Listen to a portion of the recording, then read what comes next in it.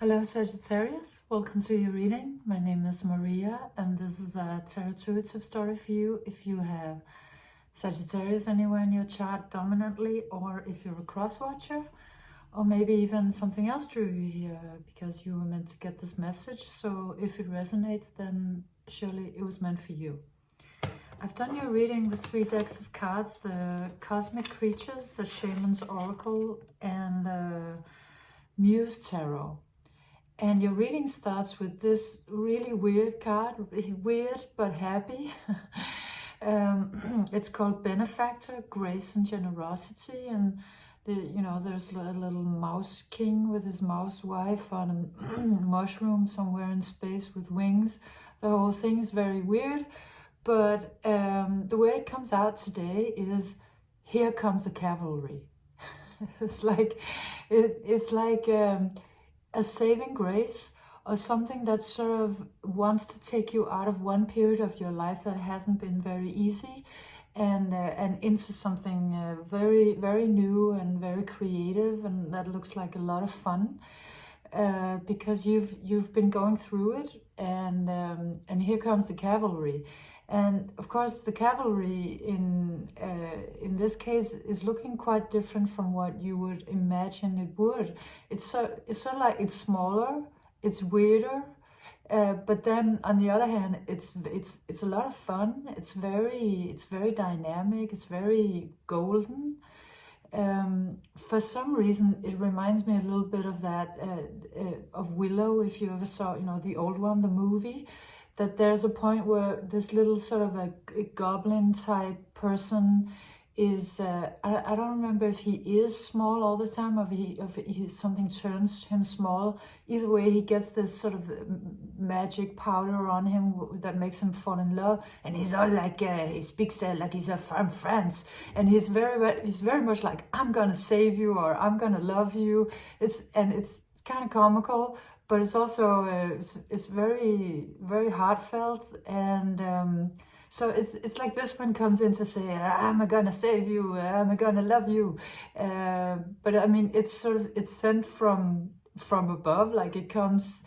I don't know. It just has this really weird vibe about it, like extravaganza, but it's at the same time really small.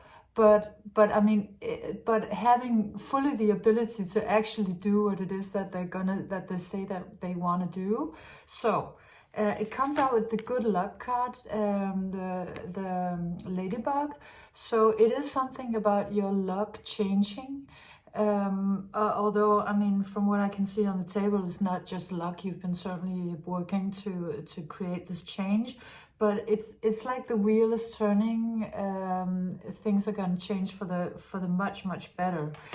And you are coming out of this period of your life, or this, whatever you've been through, maybe a tragedy of some sort.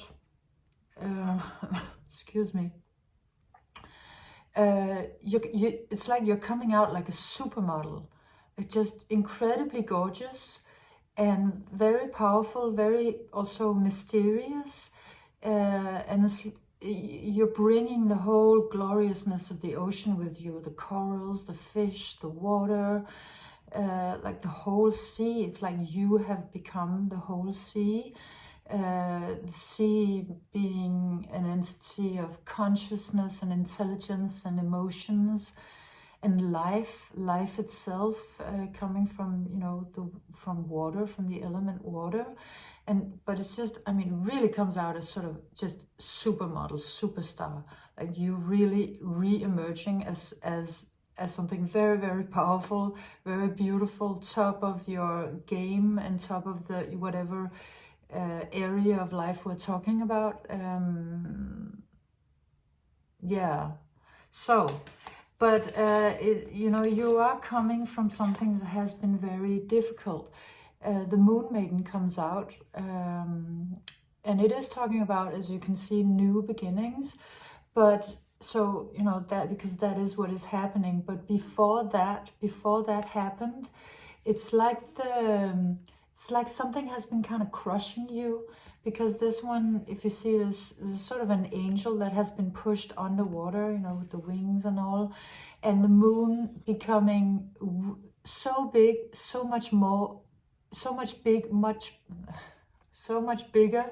than the moon, you know, was supposed to be.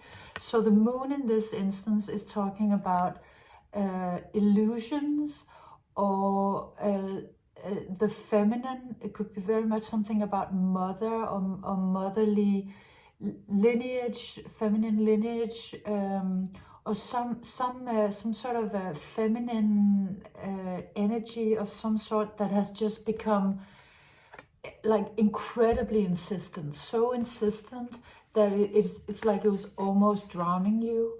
And because, you know, the moon also, it pulls the water, you know, creates the tides, but it's like this moon has gone down, all the way down to actually touch the water, and it's like, it's almost like you've been crushed under the pressure of like, it could be sort of, let's say, maybe you have a sorrow connected to the feminine, or to a mother wound or something, and it's just been becoming so insistent that you know, it's been almost drowning you. But it's also like, the moment this moon touches the water, it's gonna repel. It's because there's sort of I guess a certain amount of pressure that you had to be under, or a certain amount of time you had to stay under this water, or you know, this moon had to become this full, this big, before the rooster calls, you know, before something stops this motion and says enough. Now, that the thing that does that, this comes out very much as the masculine. So these could be sort of two people in your life. It could be playing out like that, or it could be energies, or it could be parents, or children, or colleagues, or anything, or it could be like it could be just working out as energy, like a feminine energy, something about maybe a mother wound, just almost drowning you, really putting you underwater, you know, to a level of high uncomfortableness. And then this one coming just in the nick of timing, saying, stop, it's enough now. And you could have been the one who said that. You could have been, it could have been a sort of a part of you, or a guide, or a guardian of your soul that was like, yeah, that's enough, it's enough. Like, that happens, and this one comes out with sort of more of a masculine energy. And then it's like this merging happens, the merging of these two energies to create you, right? Because you can see maybe how you have elements of both of these two in this one. So what you've been going through is something very painful.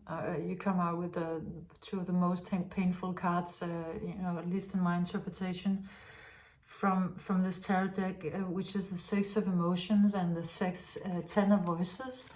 This one talking about core wound and a deep feeling of emptiness, loss, nostalgia for something that didn't pan out, or a lost childhood.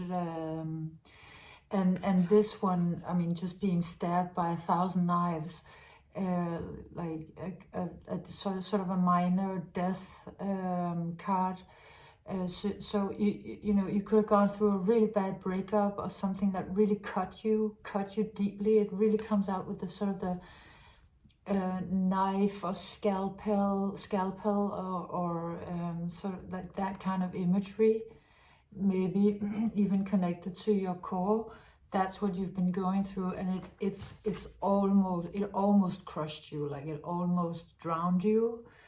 But it didn't, because the rooster came in the nick of time to say stop, you know, to stop this nonsense, you know, remove the moon. It's not supposed to be this close to the water.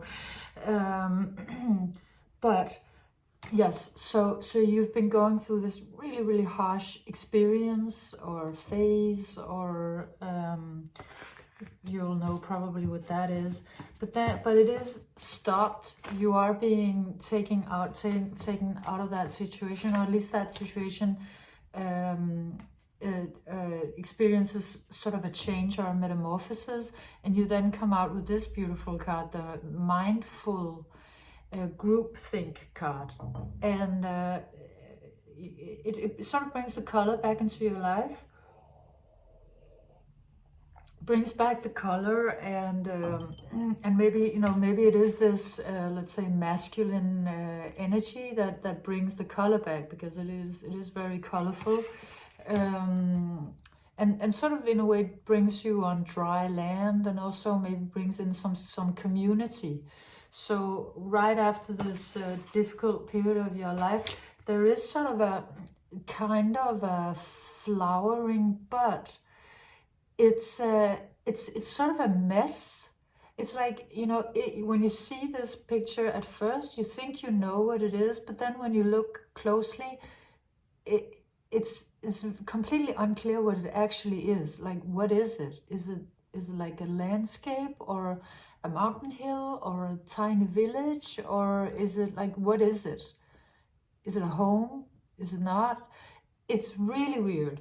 So you've been in this sort of phase of your life after a harsh phase where, well, it was more colorful. There might also have been more community, but you've been having a hard time kind of navigating it, because you haven't been completely sure what it was, and you've been feeling very vulnerable in it.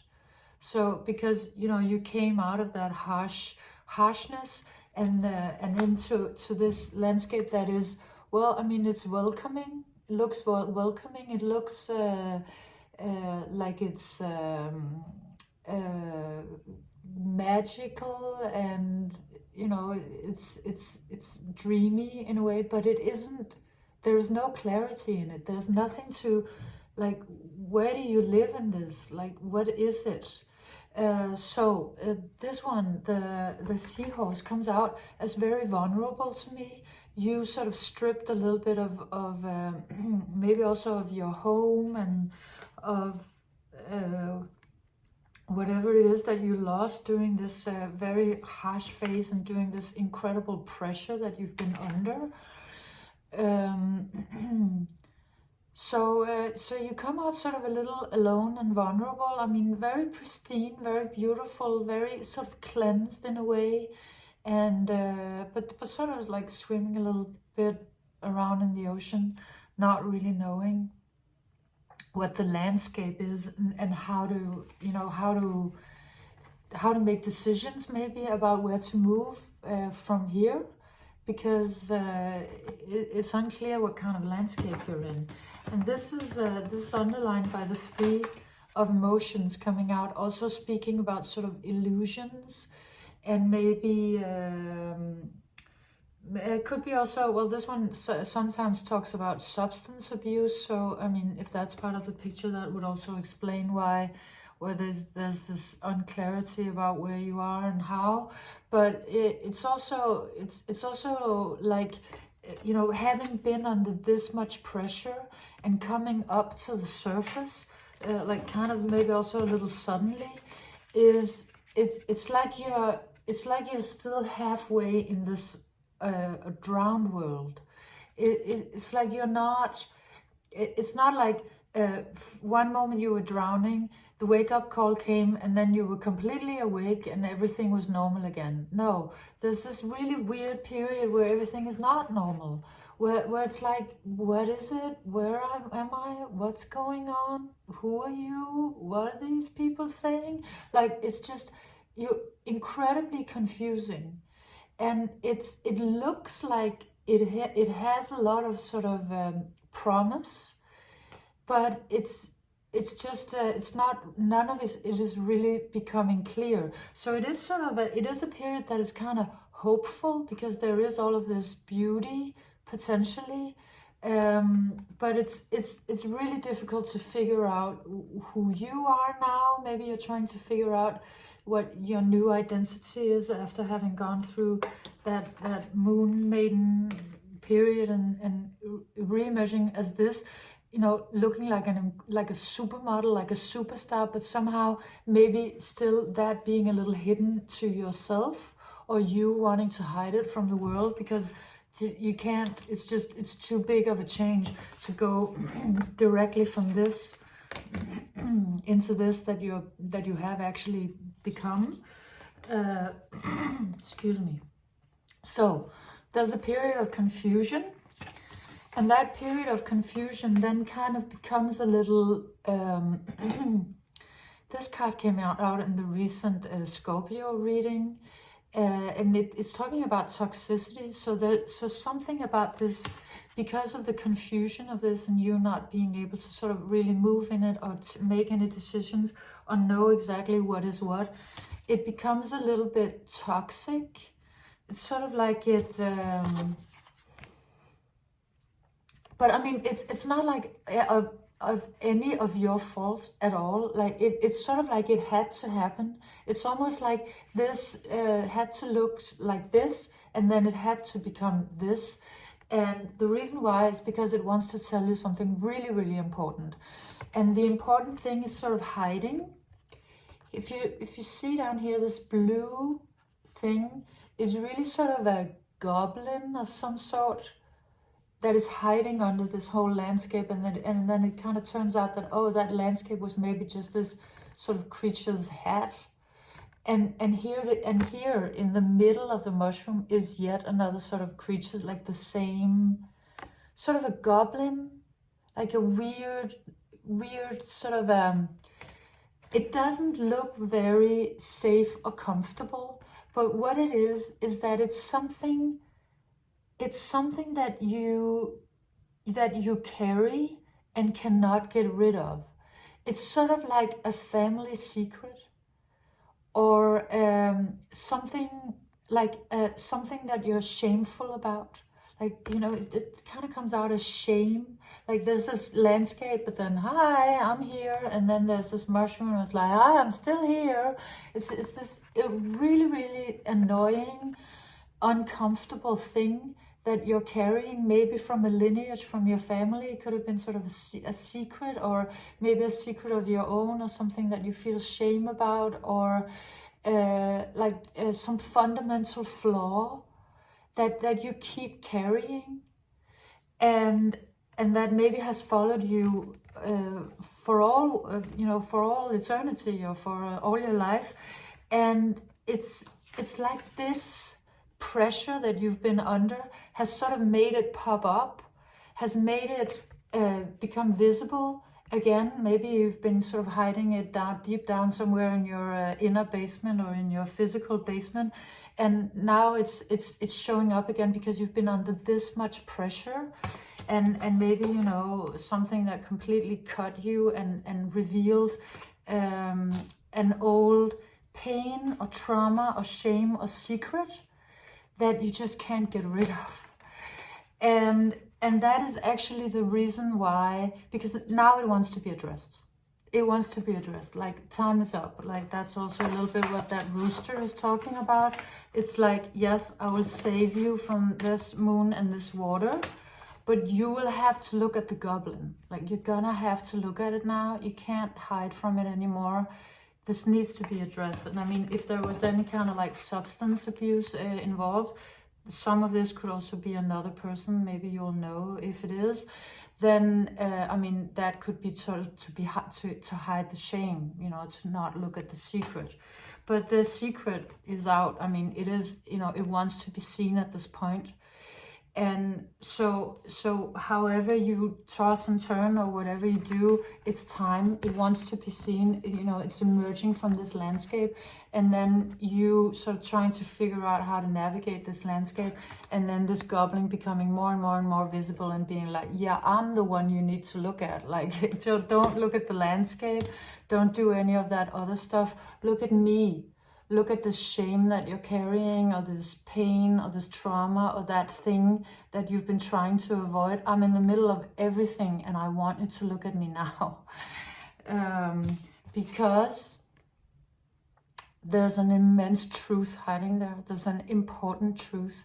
There's a deep wisdom hiding that has to do with, I mean, not only you, it's something much, much bigger than just you. I mean, it's truth with a capital T. It's something that has to do, you know, when you address this, you will find truth, like, you know, all in capital letters, enough for like the world, something that's very important. Because you've been carrying this for a long while, and maybe somebody was carrying it before you and somebody before them, sort of an old family flaw, or I mean, it could even be something sort of in your physical body, in your genes, or in your house, or yeah, something really looks like it's inherited from your family. Doesn't have to be emotional. I mean, it is also emotional, but doesn't have to be only that. It can be something other. But the point is, it's in the middle of everything. You can't escape it. It's right smack in the middle. And so it really wants to be seen by you. And it wants to be seen because it's time and because it is magic. You will turn it into magic. This thing, like, let's say it's something that you're ashamed of. Let's say it's a family secret that you're ashamed of. You don't want to look at it. It's not comfortable. But what it is, it's like, it's your glory. It's your beauty. It's your power. It's your creativity. It's your creational force. It's everything. This thing that kind of looks like, I don't know if you can see that there's this sort of like odor kind of thing coming up from it. It's like sort of a stinky truth, like something stinky, or something like, oh, I don't want to look at that, like anything else, but I really don't want to look at that thing. It is your magic. That's where your creational force is. It's sort of like if you were writing a book and you're trying to avoid to write about the thing that's the most shameful because you kind of want to forget about it. But that's the thing. Like, that's the glory. That's the gold. That's the most important part. That is the thing that makes the masterpiece. It's sort of like, it reminds me a little bit of that Robin Williams quote, you only get a little spark of magic, you only get a little spark of madness. Apparently it's the same. A little bit of spark of madness, you must be careful not to lose it. So it's like this thing that you maybe have been avoiding for a long while, or maybe forever, and others before you have been avoiding and telling you it was very was very dangerous. That's actually the goal. Like, this thing, it's sort of like that's where the psilocybin is, or, you know, this is coming out as a mushroom. Like, that's where the you know, yes, you get it, right? The thing that you don't want to look at is the gold. That's the thing that's gonna turn, you know, that's gonna make your direction clear. That's gonna show truth to you, and transforming you. These two cards came out. They kind of landed side by side. See how beautiful this is. Same colors, right? Transforming you from this very vulnerable creature into this powerhouse, carrying truth, and then this great thing happens. Your creativity is just set free. You come out with this crazy card, this batshit crazy card. The joyful Muse was like really nuts, but so happy and so creative, and just like, you know, painting and drawing. And it's like, it's gonna get your juices flowing. Look at that thing that you thought was going to be the worst thing to look at.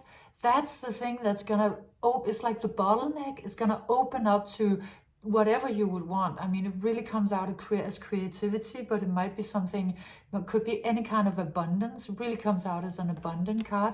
This one, and then this flowing. And you then came out with incredibly also a card that was in the Scorpio reading, but with a completely other meaning. The Covenant. And ending your reading with the Cardinal. These two, this talking about a blank page, sort of like writing that book. And this one, the Cardinal, talking about speaking your truth. I mean, it's just, it's so stunning. It's so stunning. And it really, it all has to do with this thing that seems toxic to you, but really it's only toxic because you're not looking at it, because you're not addressing it, because you think it's dangerous, but really it's not. It's the, I mean, it's the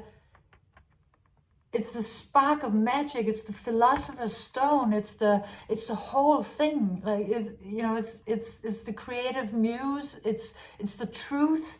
It's so glorious. And you then come out with all of this creativity, like completely ready to just express everything you are, and to kind of break yourself out of all of this, you know, out of all of that embellishment, and ending up showing yourself who you are. With all of this creativity, and the blank page just waiting to be written with your truth, that you found through, you know, having the courage to look at this thing that was kind of really tricky. And then, you know, that this last part, of course, pointing me back to this, here comes the cavalry, that the mushroom is your saving grace. This kind of slightly happened, but in a completely other way also in the Scorpio reading. But I mean, then it's like you're kind of gonna float away on that thing that you thought was kind of dangerous and uncomfortable. And it is probably uncomfortable, but it's gonna open everything you want, and you're just gonna float away on this thing being, you know, this crazy cat. And you know, telling the world your truth, like writing a masterpiece, or painting something glorious, or inventing, you know, the app that saves the world, or whatever it is that you do and you want to do. That is being completely freed when you look at that thing that you wanted to avoid. Like, that's the key. Yes. Oh, I love this reading for you, Sag. I hope you enjoyed it. Thank you for being here. Yeah, if you liked it, if you got something out of it, please leave me a like, or a subscription, or a comment. And I hope to see you again soon. Bye, Sag.